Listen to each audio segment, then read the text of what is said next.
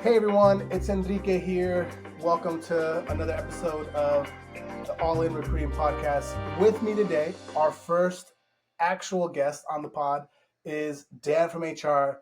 Dan, like I've told you, I've been following you for a long time. I'm kind of a fan. If I'm sweating, it's because I'm nervous that I'm with Dan from HR. Dan, you have a large following on all platforms, LinkedIn, Instagram, you're blowing up.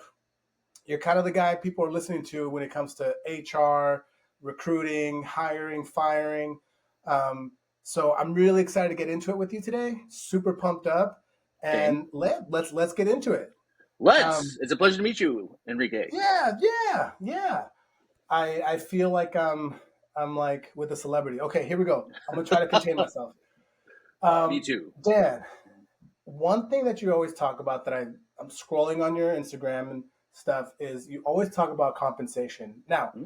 I know compensation can be a really fickle thing. A lot of times in different cultures, it's really actually not polite to talk about the money someone makes or the different levels of someone's income. It's coming from me in Mexican culture, it's like a big no-no to talk about the money, right? So that's just me. I'm sure there's other cultures and other kinds of people that don't like that. But I think given these last 3 or 2.5 years, man, it is crucial as a person looking for a job, looking to transition, people that are being offered positions at different companies. Hmm? Man, it is so important to understand how compensation works. So, Yeah. Dan, what do you think about where do you want to start when you want to take apart the world of compensation? So I'm old enough to remember that used to be a cultural thing here too. I Mm. was always taught never to talk about money, that it was rude to talk about money. Mhm. I still believe in that mindset. So my personal financials are not of anyone's business other than mine or my immediate family or partner, what have you. But I understand the change to it because people started to notice that there was such a gap between very high earners to people that were not high earners. Essentially, what I would call like the top 1% and the rest of us, so Mhm. that the idea of really deep diving and understanding compensation has become a really critical vehicle for conversation. And as someone who's designed this for companies for 20 years, I feel like I'm very fortunate to have two positions where I can understand the employer perspective and I can understand the employee perspective. And the idea of destigmatizing this is one of my favorite things to do. Love it. Love it. So let's Dan, let's step into first let's talk about the candidate. Hmm? If a candidate right now in this economy is looking at jobs, they're scrolling through LinkedIn, how should someone look at a company's post and decipher compensation? I know some companies are now more than ever and legally needing to share compensation ranges. What if someone is looking at a job and they're looking for like $100,000 in base salary, but the role says a different range? How do you help someone decipher how to apply or not apply? So I think we do such a bad job of informing people how compensation works. I feel again just so fortunate and lucky that I fell into HR and I fell into this department that does this, because had I taken it, like had the first place that hired me been a marketing assistant instead of an HR assistant, I have no idea where I would be, but I would Different probably Dan, different life. exactly. Very parallel universe. See how he's doing. See if he has a beach house in San Francisco yet. Um, but so I guess I just consistently get shocked at just how ignorant the U.S. public is, and not at our fault. It's not as though these are things that are offered to us at any point. It's just like you get a college degree and then good luck, Right. And if you're an engineer at a FANG, good, congratulations, you're doing great. You're a tech salesperson, you're set for life. You are a recruiting coordinator at a nonprofit in Missouri.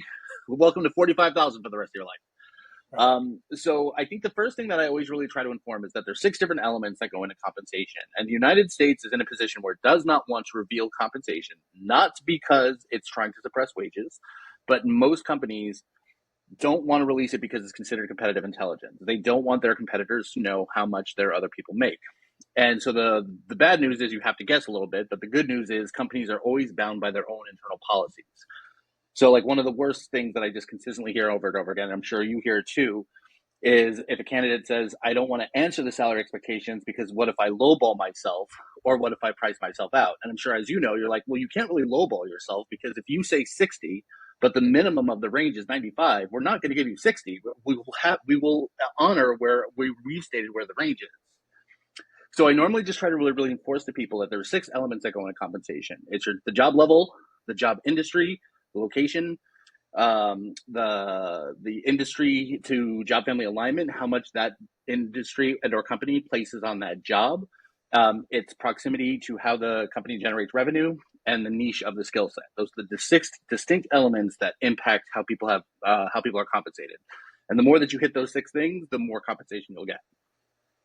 So how does someone know when they're looking at LinkedIn how they fit in the 6? Like, I Watch my just think, content because I talk about yeah, all. follow Dan, I Instagram, LinkedIn. I hate to say this because I've not seen any other creator talk about this yet. So I hate that it feels like a self plug, but I think it's so No, urgent. I think it's great. I think it's tremendous that you put your content out because, man, a lot of people struggle with like, and it's crazy. These people are like high level leaders at different companies, and all they think about is their world, their Yeah, job, the ins and outs of like how they got to do their job. But all of a sudden they're laid off or they're looking for the next thing, and they're trying to think about that compensation question. And it's so important because you're right. They don't want to lowball themselves. They don't want to lowball themselves. right. So it's really good that you're breaking down the 6, and I'm sure I'll put some notes in the description about the 6 because it's really important. How do you deal with people? How do I say this without being too mean? Sometimes people think in this job market that they need to be at the highest end of the band. How do you Mm-hmm. let people level set where they would need to be kind of attractive to a potential employer? So this is always a double-edged sword because money is very individualistic to us Mm-hmm. because I have my bills to pay, I have my rent to pay, and no matter how much we try to separate it, we feel attached to our salary. So like when I deliberately took a role that was 2 levels down from my last role because I did not want the stress, I still felt a little bit like I had gone a step backwards. I had intentionally gone a step backwards. I knew Right. that the pay was actually pretty good considering I was 2 levels behind, but because it was like 30,000 less than what I was used to making, it was like, have I killed myself? I killed my career. I'm like, no, dumbass. You wanted this so that you could focus Yeah. on your business on the side. That's what I really just try to reinforce to people is to really be aware and give space to your feelings for it because all of us feel that way. But compensation on the company side is not individualistic. It has to be done, weird as it sounds, because companies are not known for their generosity, but more so for fairness. Everyone has to be in the same general spot. And that doesn't mean everyone gets paid the same, but everyone who's titled the same, everyone who's job level the same, everyone with the same general relative set of experience is usually has to be within 5 to 10% metrics of each other in order to make sure that that company does not suffer penalties. Yeah. So anytime someone says, well, what do I do? And I just feel like I'm entitled to the top. I'm like, well, you should never do that because the top is essentially like the wish list. If someone comes in above all of those expectations that they Right. need, who's done it and killed it, especially at an F100, expect that you'll probably be closer to the middle to 70%, but Right. you have always got to be compared against where the team is now. Gosh, that's so good. If you're listening to this, all 7 viewers of you one day, like just take notes because it's so important. Because a lot of things that go into that answering or kind of getting through to the compensation question is, I think people. It's a lot of ego. It's a lot of like life. I got to pay my bills, but it's also like because I've hired a lot of high level people. And it's like when I send them an outreach for a job, they just respond salary. I'm just like, well, That's kind of rude. kind of, like I think you have skills. I would love to talk with you about the skills, and they're just like salary. I'm like, man, like, there's so let's do a little role play. Say I'm the recruiter that isn't super empathetic, and I'm like at a big company, and all I do is just talk to people about the roles and this recruiting thing, and you're looking for this job I'm hiring for, and we're getting to the compensation question, Yep. and I'm like, Dan from HR, like, what is? I'm gonna ask it the wrong way and the right way. Okay. Here's the wrong way, okay, and illegal way.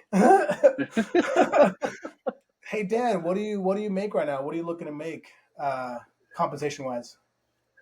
I'm going to answer it the wrong way. Well, before I answer that, what's the budget for the role? That's a good question, Dan. That's a good question. The team is open to budget. Um, they're open to budget, but yeah, we're competitive. We offer competitive salaries and competitive benefits. So, because you're interviewing Dev for HR, I happen to know that competitive means you've compared it to at least one other company, and that's all it means. So This is that's awesome. great. I'm sweating because I'm nervous because I'm like, this is the worst way to do it. So Like, don't ever do this.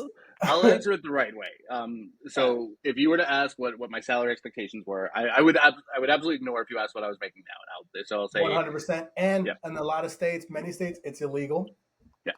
So I'm fortunate enough that I'm going to be a bit of a unique candidate because I have access to compensation data. So the first thing that's going through my head is, are we talking a Nike in a Portland? Are we talking MetLife in St. Louis, Missouri? Are we talking Mitsubishi in Atlanta? Because all of Right, those have sort of right. different things against those six pillars.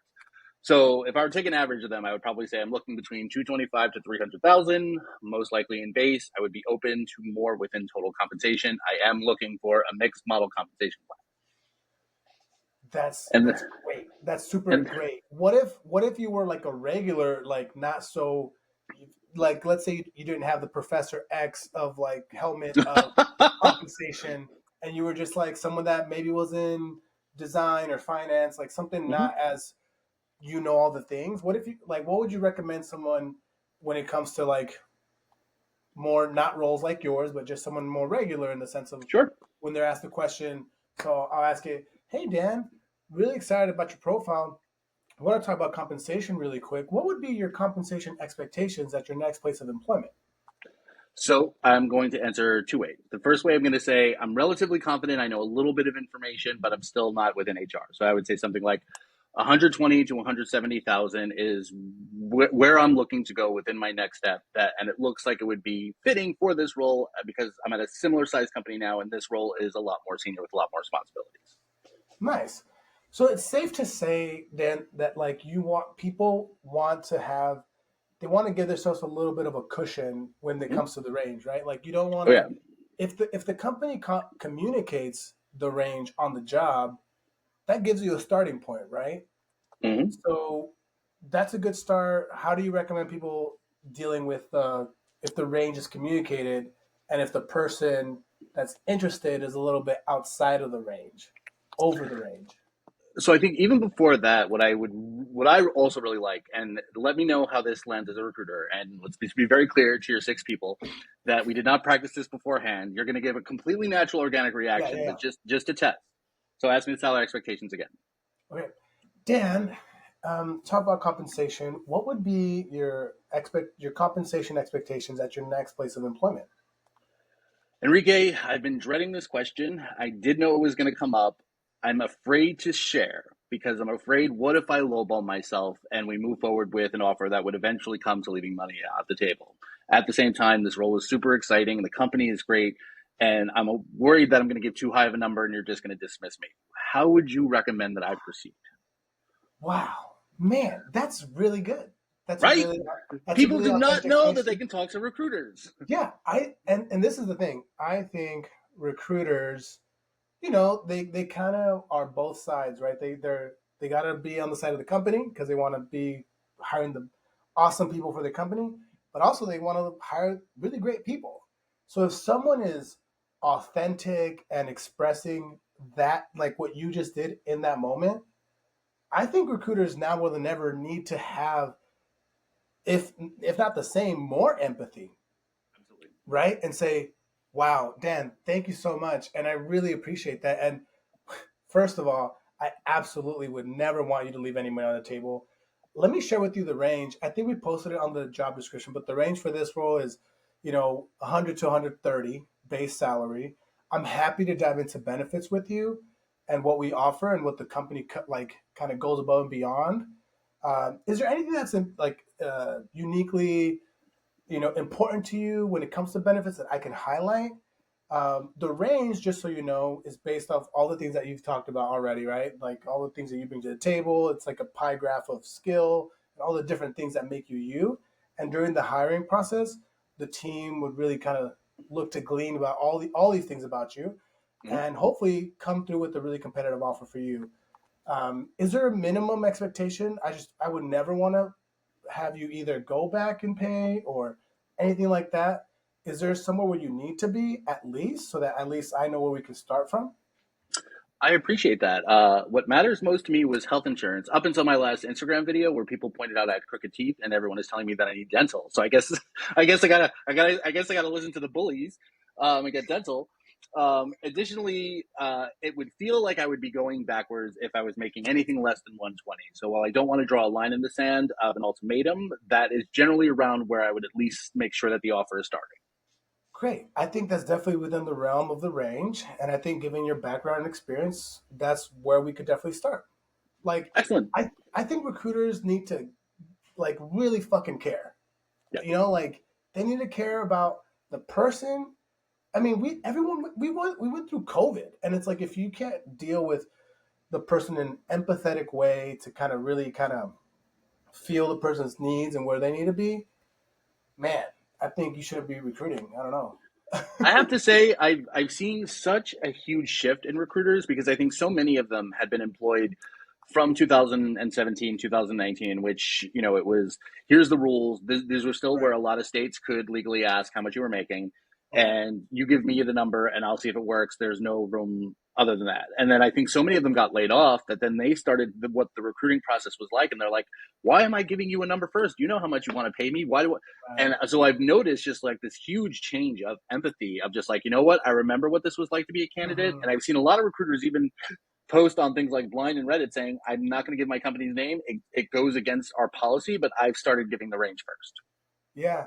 I mean, I'm really glad that in some states the law has actually changed to like say, hey, company X, it's legally, you need to post the range. Like in Yeah. Oregon, I think Oregon Washington hasn't does done it. it yet, but Washington has.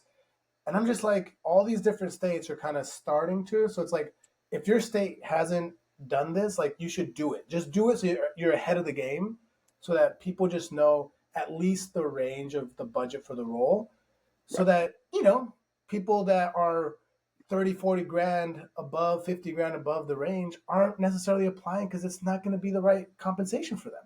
I think Mm-hmm. you need to be able to, I think there's always two sides. There's the candidate side and then the company side. And I'm always like in the middle. I'm always like balancing like Karate Kid in the middle because I'm like, yo, like because people apply to my jobs and they're like way outside, like I know I could do this. I'm like, I know you probably can, but like you're gonna take a huge pay cut, and they haven't thought about the ramifications of like taking a $50,000 pay cut, you know.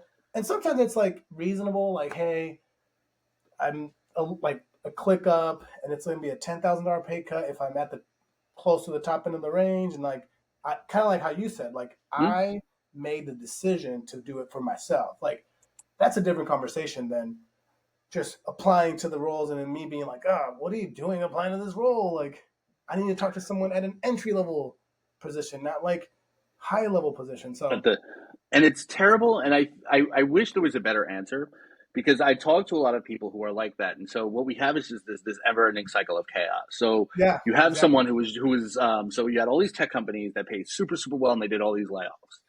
And then they're applying to these roles everywhere and they're hearing the salary and they're like, I was making 180 at Google as a marketing coordinator. You're only going to pay me 75. That you don't value me. And it's like it's not about value. It's about that company can afford to pay. Well, Google can afford to pay much much more than how all do these you other how do companies. you how do you like? Because I hear you and I see the same thing. I hired all throughout the pandemic, and it was like people were wanting top dollar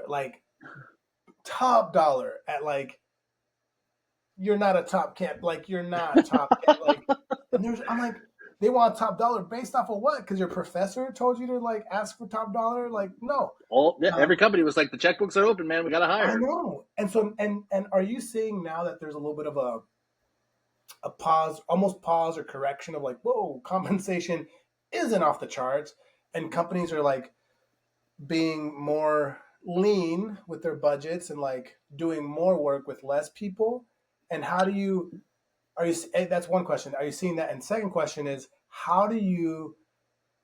I'm not saying break people's heart, but how do you keep it real with people and say, listen, sweetheart, like you're not God's gift to earth. You You're know, not there's a lot of $200,000 marketing. material. Yeah, you're not.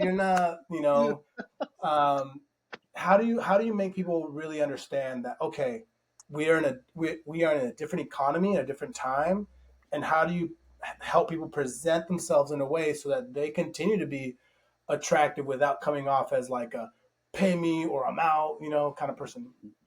So please promise me that you'll also ask all the guys sweetheart too when they answer that way. Be Oh, like, everybody, yeah, sweetheart, no. I love that my everyone's a father does sweetheart that too. for Everyone's sure. sweetheart. Um, my thought process is you have to ask questions. Hmm. Recruiting has so many tells, and the job search has so many tells. Like if your resume is not getting any response at all, there's a tell. If you're not getting Hmm. past the recruiter screen, there's a tell. If you're not getting past the hiring manager screen, there's a tell. There's tells throughout the compensation conversation, and the way that you can maximize this. And I feel bad because in my compensation book, there's a chapter literally called "How to Read the Recruiter's Tells." So I'm giving away all your guys' secrets. So like if I were to say something like, I'm looking between 80 to 120. How does that compare against the range of the position? And then you're like, oh, that's actually, yeah, that's well within range. You've just given me a tell that I can negotiate more because I'm obviously well within range. Where if you're like, oh, like 110 was kind of really probably going to be the maximum, but we can maybe Hmm. fit it. You're giving me the tell that that's probably where it's going to be. And you have got to understand, and I want everyone to delete the everything is negotiable information because it's not. And a company is always going to be bound by its own internal compensation philosophy. So I've had people like when I worked at Spotify, we deliberately never recruited anyone at Netflix because Netflix compensation philosophy is off the roof. It's like they pay twice what the market rate is. We're never going to be able to afford anyone there. Why would you ever talk to a Netflix candidate unless they had mentally made the mental shift that they were going to make less money? Right. So no matter how talented someone is, if the company if it's going to break the company's bank, one hire is never going to be enough to break everyone else's consistency. I love it. That's so good. All right, we're gonna change topics now to your next expertise kind of level, and that is job descriptions. Hmm? Um, they are, I mean, I write them pretty frequently.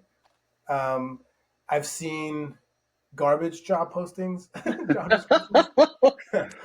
Wait, um, what is your least favorite like job description pattern where you're like when you look at it you're like, oh god, this is awful.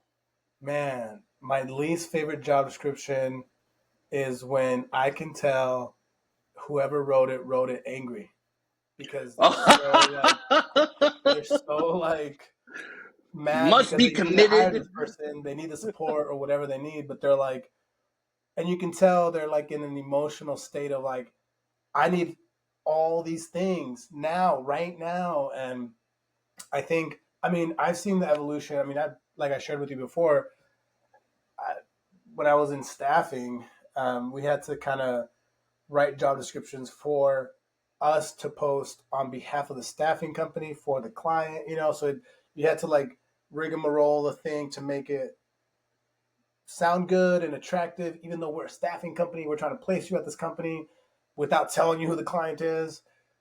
So I did that a lot, and I think I've learned how to pitch a company and how to like sell a company and make them sound awesome, um, even through the staffing kind of filter. So I think that helped me. And then all through COVID, I think now that we're kind of past COVID, the kind of rear view mirror kind of in a way with COVID, I think now the attractive jobs are the jobs that you feel like when you're reading it, you're like, you have almost an experience. Hmm, You're like, oh, because somehow you hear about the company, maybe you know them, or you kind of know the company, or you never heard of them. That's like the three different things. So when you start, you have a starting point. And if you don't know the company at all, and it's like this random company that's offering this position title that you're into, and you feel like you could, you know how when you go through someone's LinkedIn profile, you have an experience. You're like, oh, cool banner. Oh, nice right? picture. Cool bio.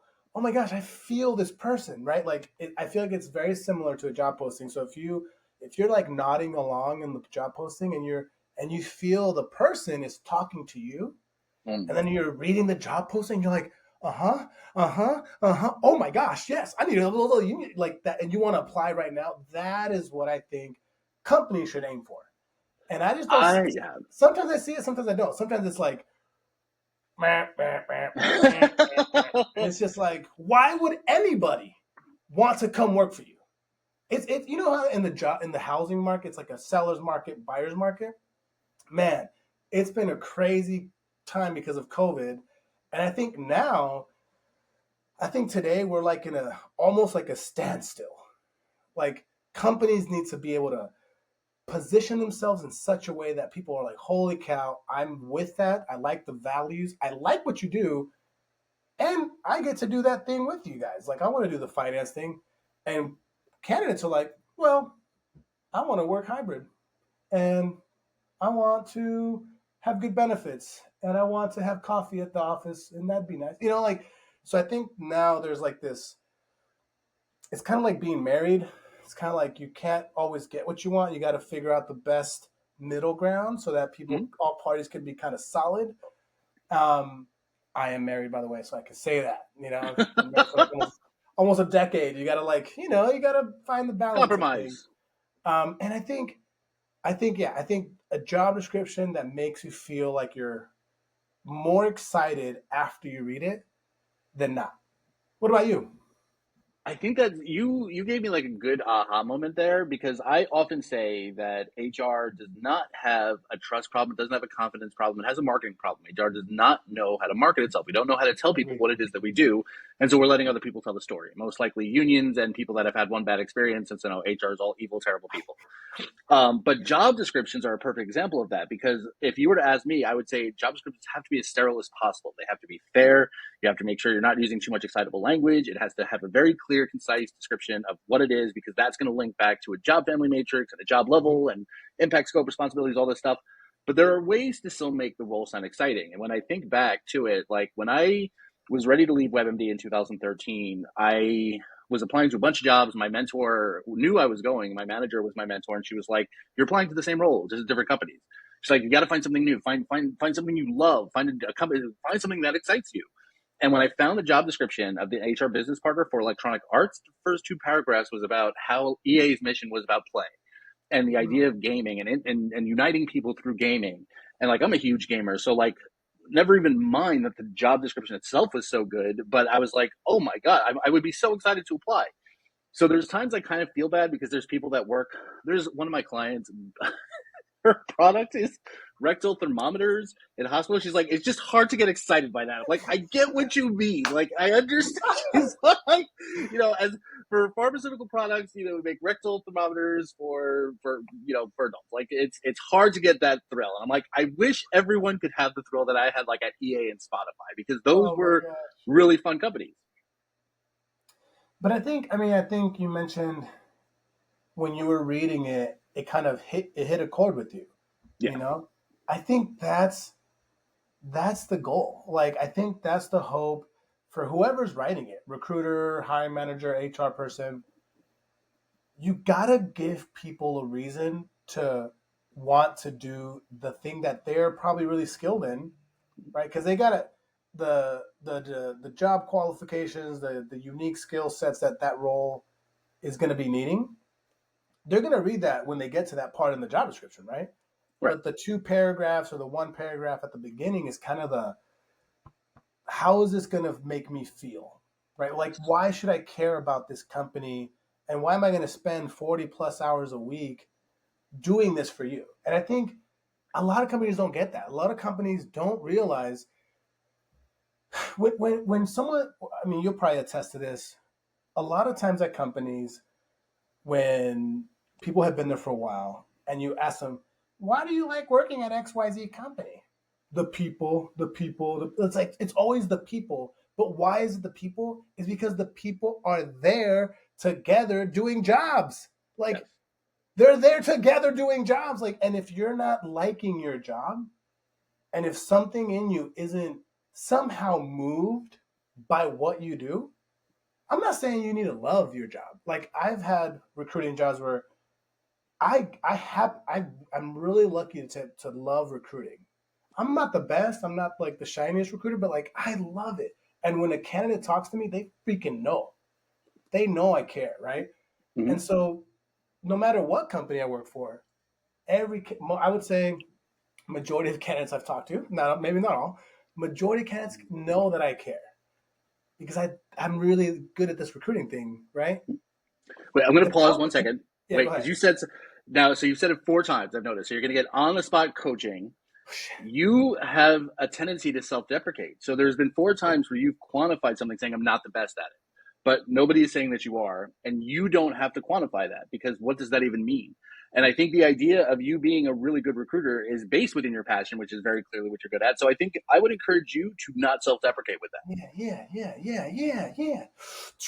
Just Like making I would absolutely like work recruiting with you. It's obvious you care about candidates. It's obvious like you yeah, work with job descriptions. You want to get people happy.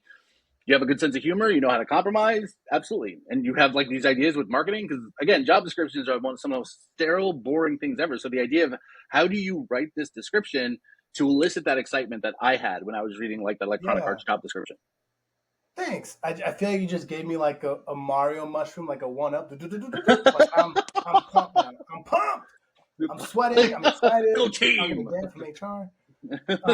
I think that's really good, man. I think the job descriptions are, yeah. I mean, it's I sometimes because I mean you probably do something similar. Like I'm in recruiting, so like I'll look at job descriptions kind of for fun, to like learn if like I'll go to like the big companies and I'll see how they're posting jobs, just to kind of see how they're doing it, how they're going about it, and then I'll go to other random companies. I'm like, man. And I think you've posted content where you're like, they posted like the most crazy, inappropriate, unlawful.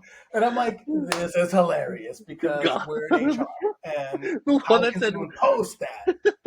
I'm just, it blows me away. Um, you must only have sex with Christians, and like, will the Christians be it's provided?